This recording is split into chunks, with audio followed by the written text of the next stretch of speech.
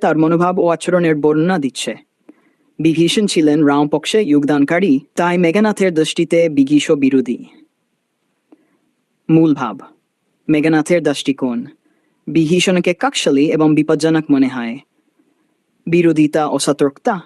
মেঘনাথ তার কাকশাল ও যুদ্ধের দক্ষতা ব্যবহার করে বিভীষণকে মোকাবিলা করতে প্রস্তুত। নৈতিক দুর্বন্ধ।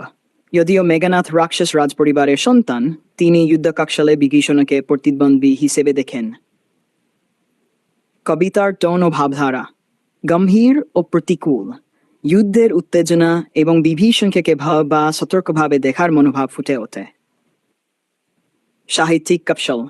কবি মেঘনাথের দৃষ্টিকোণ থেকে লঙ্কার যুদ্ধের নৈতিক ও কৌশলগত দিক তুলে ধরেছেন। সংক্ষেপে, কবিতায়ও মেঘনাথ বিভীষণের প্রতি তার মনোভাব, সতর্কতা ও কৌশলগত প্রতিদ্বন্দ্বিতা প্রকাশ করা হয়েছে। মূল থিম: শক্তি ও পারিবারিক বন্ধের কাব্যচিত্র।